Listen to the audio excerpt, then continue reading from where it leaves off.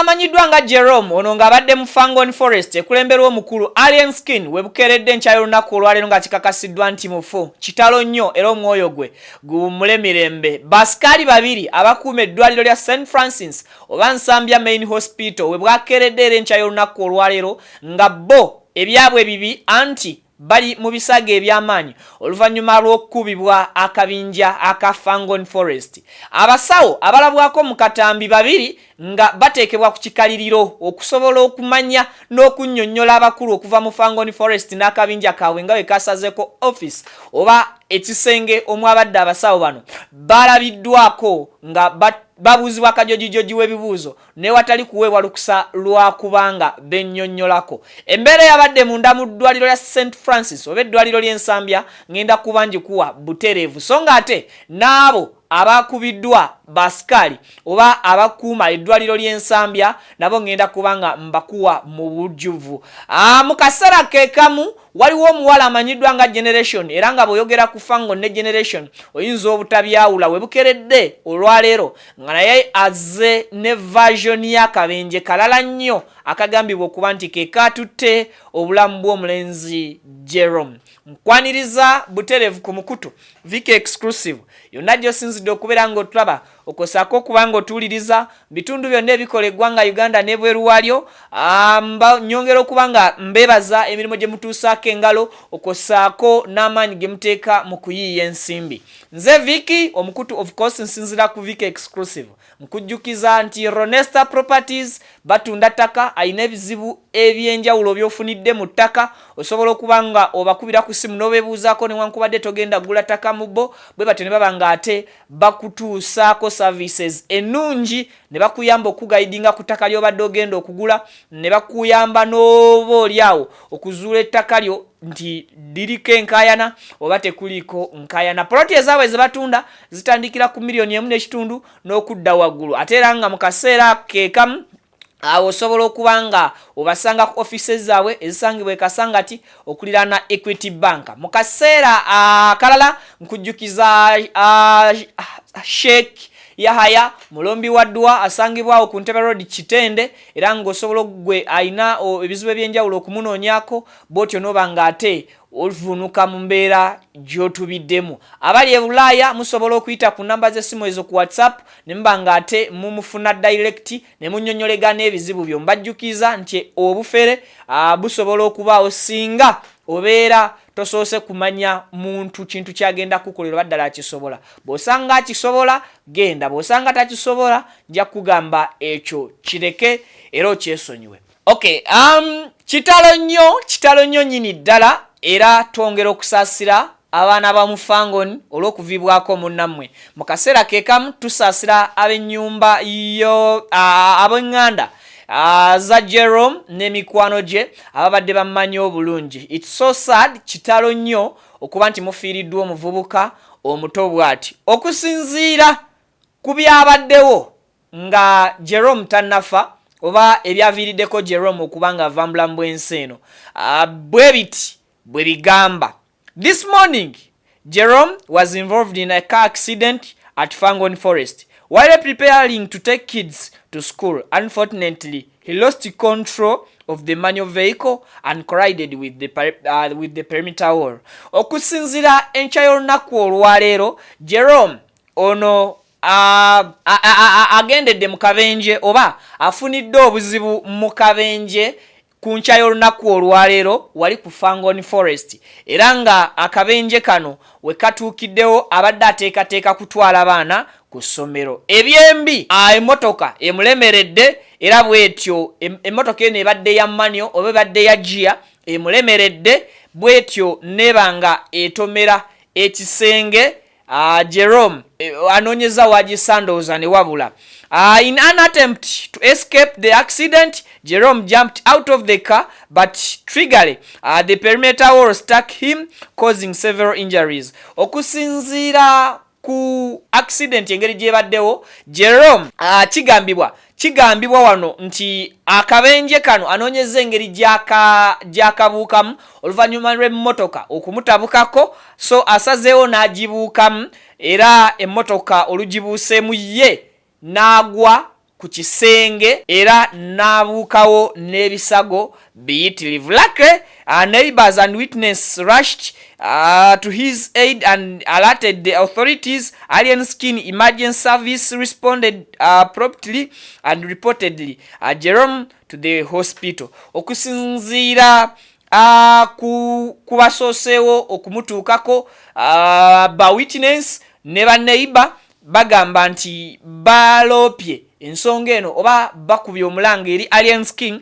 bwe batyo ne baleeta emergency team yaabwe oba emergency service ya Fangoni bwe batyo ne babanga batwala Jerome mu ddwaliro. Yes, suddenly despite the best effort of the medical team, Jerome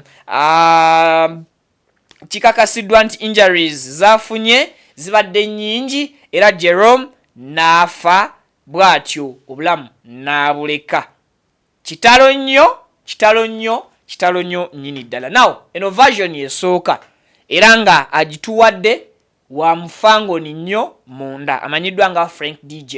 Agamba nti omulenzi ono Jerome abadde ateekateeka abaana kubatwala ku ssomero bw'atyo n'akwata emmotoka eya Gia oba emmotoka ya Manio okugiwakulayo atasobola okuba nga atwala oba addusa abaana ku masomero. Mu kaseera ako emmotoka emulemeredde era emmotoka n'emutagalako. Wakati mu mmotoka ng'emutagalako Jerome asazeewo abuuke mu mmotoka. Oluvannyuma lw'okubuuka mu mmotoka atomedde ekisenge. Mu kubuuka mu mmotoka n'atomera ekisenge era n'afuna ebisago eby'amaanyi. Abo abasobodde okulaba Jerome ba neighbor era abajulizi ntimbu ne bakwata ntimbu ne bakonkona Alien Skin oba ne barespondinga eri Alien Skin ne bamubuulira ekiguddewo. Alien Skin ne ttiimu ye ya emergency bwe batyo ne babanga baddusa Jerome mu ddwaliro Ensambya. It's so unfortunately nti bwe bamutuusizza Ensambya okusinziira ku awandiise ne kiraga nti ebiwundu oba injuries ezibadde zifuniddwa mu kabenje kano zibadde nnyingi nnyo era obulamu bwa Jerome ne buba nga bukomekkeredde mu ddwaliro ery'Ensambya. Eyo version eri awo. Wavuddeyo omuwala omulala amanyiddwa nga Generation naye n'awa version ye nga sinnakuwa bibadde Ensambya mu ddwaliro ndowooza kankufunire version ya yani yono. Okay. Generation yakoze live nankubadde tebalewo n'atugamba nti Alien Skin yabadde da reverse n'atomera oyo omwana n'afa. Madamu Generation yo wa Fangoni siwa NUP siwa NRM wabula wa Fangoni. Omanyi mutijja nnyo. Ega wa Mazolo leta Madamu Generation. Alwagala genda kwa muti yange na jeruli. So that's another version. Nga Generation agamba nti Alien Skin yabadde mabega mbo n'atomera omuvubuka ono Jerome kwe kufuna ebisago ebyo ebimuddusiddwa mu ddwaliro ery'Ensambya. Now ebyo si bikulu naye kibadde kikulu okumanya omulwadde gye yavudde nga tannatuusibwa Nsambya. Basikaali babiri oba abakuumi babiri abakuuma eddwaliro ly'Ensambya bakubiddwa bubi nnyo era abakuumi abo babuuseewo n'ebisago eby'amaanyi. Omu okugulu musobola okulaba mu black and white kuliko ebiwundu. Omulala face bagikubye ne bagyasaamuko era ali mu kujjanjabi bw'omwo munda mu Nsambya oba bano bombi bali kufuna bujjanjabi bw'omu Nsambya. Lwaki abakuuma ddembe b'eddwaliro bakubiddwa? Okusinziira ku videos zogenda maaso n'okulaba oba ze tufunye ezibadde ziraga embeera eyabadde mu ddwaliro oba yatuuseewo mu ddwaliro ly'Ensambya. Kiraga mu katambi nti Alien Skin yabaddewo era n'abaana abo be batambula nabo babaddewo ebweru era ng'olaba balina ebigambo eby'enjawulo be bagezaako okuba nga bawansiganya n'okwogerezeganyaamu bo nga bo wakati mu kulaga obutali bumativu bwabwe eri management y'eddwaliro. Then later tulaba akatambi akalala akali munda mu ddwaliro nga abakulu babiri abasawo mu ddwaliro eryo bateekebwa ku nninga era ne tulaba no akatambi kano nga kayindikeetinga abamu ku baana ba Fangoni nga bakutte omusawo bamuteeka bwansi bamukaka okutuula ku ttaka. Imagine omusawo ali mu ddwaliro akola omulimu gwe okuba nga atuuse okuteekebwa ku bunkenke n'okuteekebwako akazito mu kaseera akazibu ne bamutuuza wansi ku ttaka. Omusawo omulala abadde atudde mu ntebe dokita naye alabiddwako nga bamubuuza kajojijoji w'ebibuuzo era nga tebamuwa mukisa kubanga nnyonnyola ebyo ate bye bamubuuza. Onaamubuuza oli amubuuza, onaamubuuza oli amubuuza.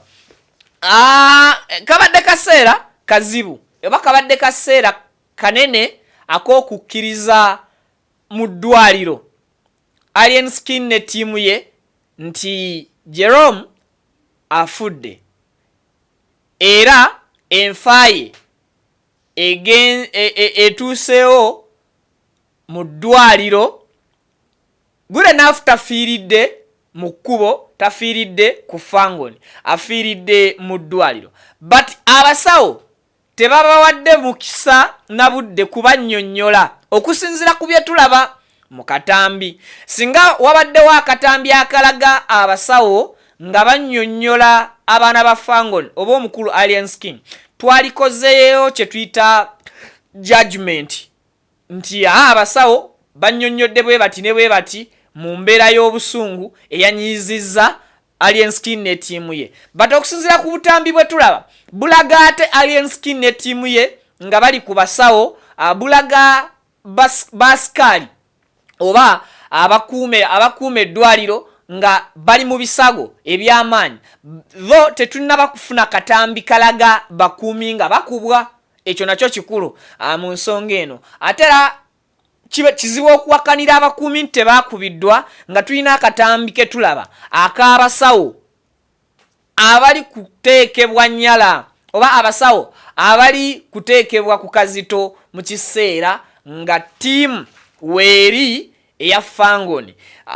Eddwaliro lyatabuseemuko naye nga bemumanyi nti eddwaliro ly'ensambya ddwaliro ddene. Bino nno byonna bye twogerako bibaddewo mu kiro ekikeesezza olunaku olwaleero. Kyannaku okubeera nti omuntu wammwe yafudde era okufa tetukuwakanya at 10 point, naye kibi nnyo okuvoola n'okuyisa obubi abasawo abali ku mulimo gwabwe. Omuntu bwe bamutwala mu ddwaliro wasuubirwa okuwona n'obutawona, okwo kwe kufa. Engeri gye kiba kiri nti mmwe omuntu wammwe mu mbeera gye mwamutwalidde mu ddwaliro yabalemye okuwonya, kiki ekibaleetera okulowooza nti mu ddwaliro gye mmututte omuntu ono tagenda kuwona? Watyanga embeera mwe mwavugidde omulwadde okuva ku Fangoni gye yafunidde obuzibu okutuuka ku ddwaliro ensambya, engeri gye kiri nti emmotoka eyamututte teyabadde ya ambulance, nti mwabaddemu first aid kit, nti oba mwabaddemu ene medical facilitation ezisobozesa omulwadde okumukuuma nga mulamu, nti yagenza okutuuka mu ddwaliro ng'akooye nga mu ddwaliro abasawo tebakyalina kye basasobola kukola. Ekyo bwe kiba nga kibuuzo tusobola okiteeka ku bbali. Then ne tubuuza lwaki tetukkiriza nti n'abasawo tusobola okubatwalira omuntu nga kituufu aweddeyo mu kifo ky'okwonoona obudde ne batubuulira ekituufu nti omuntu tugezaako oba tugezezzaako avudde mu bulamu bw'ensi eno. Ensonga endala, eddwaliro always liba ddwaliro, mubaamu abalwadde bangi abalina endwadde ez'enjawulo era abali ku bizibu eby'enjawulo ne mu conditions ez'enjawulo. Okutwala ensasagge mu ddwaliro munda nga tofudde ku bulamu bw'abana abalala, yes owuwo bakugambye agenze, kibi kuba kiruma okubikira omuntu wo nti agenze, naye ate bw'oyongera okuleetawo akavuvuŋŋano n'amaloboozi okubanga gali waggulu watya ekisenge ekirala we muli mukaayanira waliwo omulwadde abadde yeetaaga okukkakkana bw'awulira ebigenda mu maaso ne byongera okumutyemula omutima n'okumujja mu mbeera y'obulamu gy'alimu naye n'afa then awo kiba kitegeeza eddembe ly'olwanirira olw'obulamu bw'omulala olifunye ng'ate olina n'obulamu bw'omulala bw'otaddemu kati abagasina kindi obulamu bw'oyo omulala okuvaawo ekyo nakyo kitukyebuuze abange nkuva ddi nga omulwaddewo bw'afunira obuzibu bw'alwala n'afiira mu ddwaliro gy'oba omuddusizza okufuna medical death report eyo abasawo olina kubateeka ku nninga kubanga nsuubira okuba nti abasawo balina terms and conditions balina rules ezirulinga eddwaliro nsuubira okubeera nti bali professional enough okuddusa oba okuspeedinga up any process either mbulamu bw'omuntu oba mu kufa kw'omuntu watya nga ffe abaagala tufune report gye tusaba tumenya protocol ya ddwaliro because buli kifo kirina protocol even at Fangon there is protocol tosobola kuva eri gy'ovudde immediately ne weesonseka gate ya Fangon waliwo protocol gy'olina okugoberera you have to knock olina okwennyonnyolako ani gw'ozza okulaba ne bakuwa permission oba permission yo ne bagigaana so I think there is some kind of discipline eyabadde yeetaagisa mu ddwaliro nze problem obuzibu saagala butunuuliza ku byabadde wano ku Fangoni ng'omuntu afuna obuzibu saagala kufaayo motoka ya alien ye yamukoonye saagala kufaayo nti ono emmotoka gye yabadde avuga ye yamutabuseeko ebyo saagala tubitunuulire kubanga ekituufu ffe tetusobola kukimanya naye tusobola okumanya ekyabadde mu ddwaliro because ekyomu ddwaliro kirina evidence ate kikwatwako abantu bangi ye abaffe abasawo bano alien skin b'okutte n'osakata sigenda gamba n'osakata emigo abasirikale ne babakuba abantu bo I'm not sure nti alien skin ye yakubye oba team but I'm sure nti team ya alien skin ye yakoze eki ye yakubye then mbuuza watya abasawo bano bootaddeko akazito olunaku lumu bakuleeta mu ddwaliro ly'ensambya nga biwala ttaka nga be baliwo be bakoze ku night shift be balina okutaasa obulamu bwo alien skin do you think nti osobola okusurvivinga basobola okufaayo tho baba bakola mulimu gwabwe nolowooza basobola okufaayo kyekimu nga bwe baalifuddeyo bwe bajjukira engeri gye babatreatingamu ng'oleese omuntu wo oluusi eyali ali mu mbeera eweddeyo okusinziira ku video amaloboozi agalimu gonna galaga nti alien skin n'abantu be ekyasinze ndowooza oba oliawo okuleeta ensasagge kwagala kutwala mulambo immediately nga bakabagamba nti omuntu afudde era tebalinze kintu kirala kyonna kibannyonnyolwa okusinziira ku maloboozi agali kuyitingana mu butambi buno bwe tulaba galaga nti alien skin ne banne bagamba kimu omulambo bagutuwe